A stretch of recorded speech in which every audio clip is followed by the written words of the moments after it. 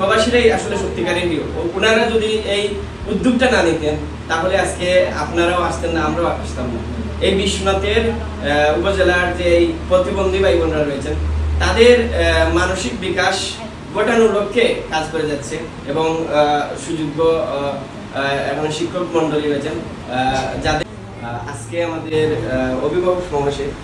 আমরা বলতে চাই যে এই স্কুলটি আমরা আজকে যতটুকু অনুভব করতে পেরেছি, এই যে আপনাদের উপস্থিতি, এইভাবে যদি প্রতিদিন আপনারা আসেন আপনাদের ছেলে মেয়েদেরকে নিয়ে, আপনাদের ছেলে মেয়েদের ভবিষ্যৎ উজ্জ্বল করার লক্ষ্যে এই বিশ্বনাথ এই ইউকে প্রতিবন্ধী স্কুল কাজ করে যাচ্ছে এবং উপস্থিতি যে আমাদের স্কুলটির আসলে প্রাণফুল্ল এবং সৌন্দর্য,